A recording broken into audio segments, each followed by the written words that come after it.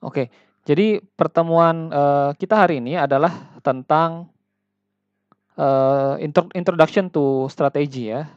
Jadi sebelum kita membahas secara detail tentang supply chain strategi, maka kita secara umum dulu membahas tentang apa itu, strategi dan apa saja tools-tools yang ada dalam, strategi tersebut. Jadi key konsepnya saja ya, tentu nanti kalau mata kuliah strategi ada tersendiri ya di KK2, strategi pemasaran juga ada juga, dan mungkin di mata kuliah organisasi manajemen perusahaan industri atau perancangan organisasi Anda juga sudah, mengambil begitu mata kuliahnya. Oke, nah jadi, strategi itu, original meaning ya, kita coba lihat dulu makna asli dari strategi itu apa.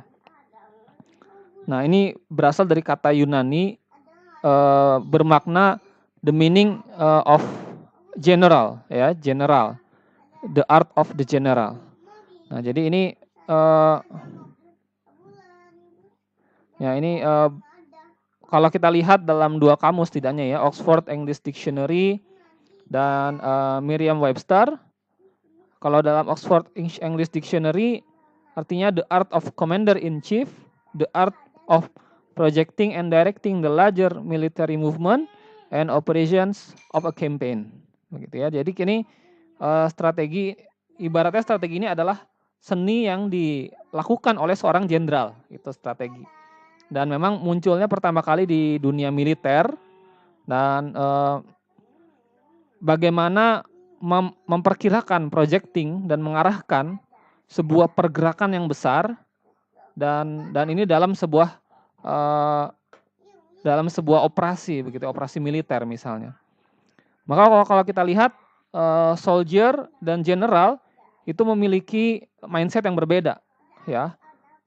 Kalau misalnya soldier mungkin memiliki fokus terhadap, apa yang dihadapi di depan mata begitu musuh. Kalau general atau jenderal itu melihat jauh ke depan. Ya, jadi maka ketika kita bicara supply chain strategi, kita memosisikan diri kita sebagai seorang jenderal begitu ya. Kemudian kalau dalam Merriam-Webster, the science and art of military command exercise to meet the enemy in combat under advantage conditions. Jadi science dan art. Jadi tidak murni science, tapi ada juga seni di sini. Artinya tidak selalu serta-merta rumusnya sebab akibatnya itu pasti. Ada aspek artnya juga, dan ini sama military command, komando militer ketika menghadapi lawan begitu. Nah maka dalam konteks strategi perusahaan dan strategi supply chain tentunya kita sedang berusaha menghadapi pesaing begitu ya. Kita berusaha menghadapi pesaing, dan bagaimana menang melawan, pesaing tersebut. Oke. Nah, kemudian, eee,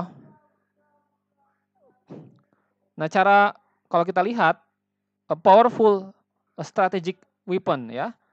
Nah ini ketika, peran dari logistik strategik itu ada beberapa tentunya ya. Yang pertama logistics most important role is strategic. Jadi peran dari logistik itu sendiri memang secara teknis kita kelola, secara taktis kita kelola, tapi itu juga secara strategik itu harus kita pertimbangkan. Dan lebih dari sekedar simple tactical, lebih dari sekedar cost minimizing, lebih dari sekedar cuman menghemat biaya. Maka ini juga bermakna, taktikal juga ya, bahkan lebih dari taktikal. Dan juga berperan untuk supaya kita bisa mendapatkan competitive advantage. Ya, kita bisa mendapatkan sebuah kelebihan sehingga kita menang kompetisi. Nah, itu jadi peran, logistik ya, logistik strategic role. Kemudian, ada dalam sebuah buku ya diceritakan bahwa, ketika kita memandang sebuah, logistik ya, aspek logistik, maka perspektifnya setidaknya bisa jadi 4 hal. Yaitu internal perspektif, kita melihat ke dalam organisasi kita begitu ya.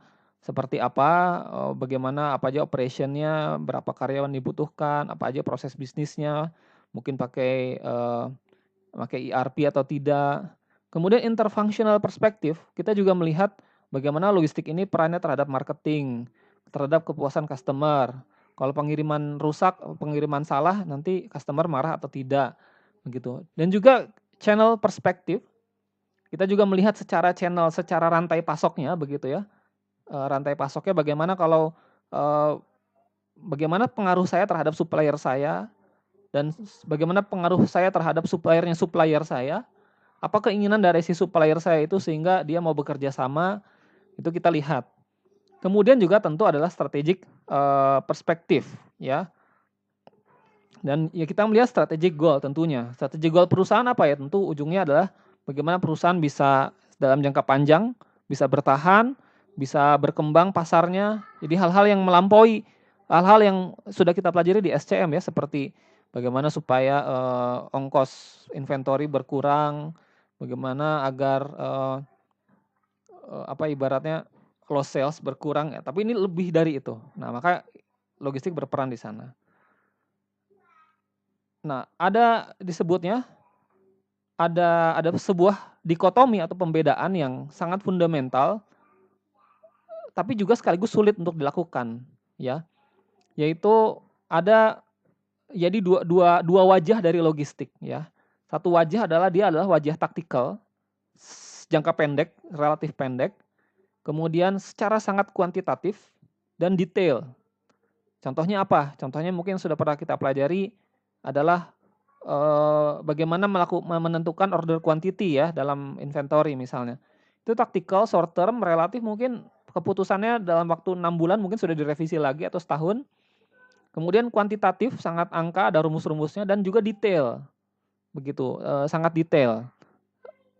Oke. Jadi detail. Tapi sisi lain, wajah lain dari logistik itu adalah dia strategik, jangka panjang, dan juga kualitatif, ya. Kemudian luas, begitu. Overall, menyeluruh, ya. Tidak sekedar tadi mengurusi lantai, bukan sekedar ya. Tidak berhenti saja di mengurusi lantai gudang begitu, tapi juga dan pendekatannya memang kadang-kadang tidak kuantitatif tapi kualitatif dan jangka panjang tadi. Oke. Kemudian bagaimana kita bisa merealisasi the potential of the supply chain ya, potensi dari rantai pasok. Ada satu strategi integrated supply chain strategi ya. Bagaimana kita bisa melakukan balancing, melakukan penyeimbangan fungsi yang cross functional conflicts ya. Satu sisi ingin supaya customer nggak usah nunggu lama. Tapi sisi lain kalau nggak usah nunggu lama berarti di gudang harus selalu full barang-barangnya. Akibatnya ongkos gudang jadi tinggi. Nah, oke, gimana nih supaya dia strateginya tuh nggak logistik saja, tapi dia memang integrated, mempertimbangkan customer, strategi SDM juga mungkin, gimana nanti kebutuhan sumber daya manusianya, begitu ya. Dan juga membantu perusahaan untuk merespon beberapa isu ya, seperti high supply chain cost, jadi biaya supply chain yang mahal, kita coba analisis dan kita coba selesaikan dengan pendekatan strategi. Kemudian high inventory levels, ya, inventory levels terlalu tinggi barangnya. Kemudian poor customer service, pelayanan terhadap customernya buruk begitu. Konflik antara departemen, begitu ya. Kemudian satu lagi adalah the challenge of goal restructuring, ya. Bagaimana kalau kita memang mau mengubah revisi perusahaan, bagaimana nih maka strategi supply chain-nya seperti apa? Contoh misalnya IBM ya, yang dulunya menjual hardware, tiba-tiba dia bergeser menjadi IT konsultan, IT service. Wah, itu gimana tuh ya? Perubahannya, goal-nya. Tentu itu perlu ada strategi supply chain juga yang dipikirkan, begitu.